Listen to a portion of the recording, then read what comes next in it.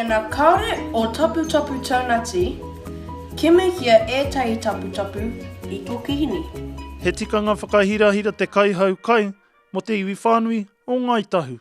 Engari nā te mate huaketo, ko whakahautia mai tōna āhua. Ko te kaia te rakatira he kōrero, he whakatau ki rokonui tērā, nā ruka I tērā whakaro I tēnei horopaki I tā paina te kaihau kiriata ki tēnei kaupapa, ko te kiriata kē te kai, he kai mā te hinikaru. Ko te kaihau kiriata, he tohatohatanga o ētahi kiriata I ngā kāinga. E aro ana ki te whakanui, me te whakatairanga I ētahi ara, e tū ai te reo Māori, hei whakaoranga no I te nohonga tahitanga pēnei ki ngā whānau. Mena ko whakai te whānau, he wāpai tēnei hei ako I te reo, whaia te reo. Nā reira, tupa he rawe ki au.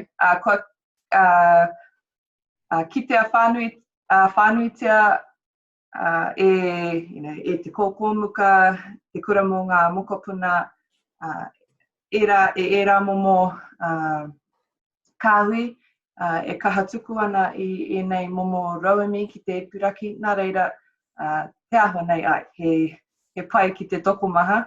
Nā ngā ture o te taumata toru o te rāhui whakamoho au, kua huri hoki ngā whare wānanga ki te whakaako mā te ipurangi. Kua puta I te kāwanatanga tētahi tahua pūtea, e rua te kaumiriona tāra. Hei hāpai ngā tauira whare wānanga ki ētahi taputapu matihiko, me ētahi hononga a ipurangi, I roto I ngā āhuatanga o te wānei. Ko tā Bex Tāmati, tētahi o ngā kaiako o te arereo Māori, ki te wānanga o Aotearoa, e ki ana. E manaki ana rātau I tēnei momo whakakoranga hou. He rerekē, kaore kore he rerekē tēnei momo ako mā te ipurangi. I te timatanga he waua ki ahau, engari noho tahi ki ngā kaimahi ki te aro ki tēnei kaupapa, hei whakapākiri, te whakamahi I tēnei.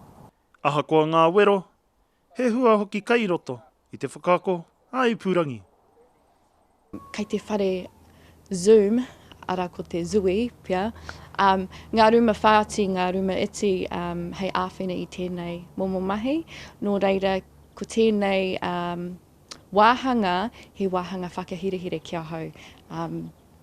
En pai hoki ki ngā taura ki te mahi, taki toru, taki whārānei, hei whakawhiti kōrero.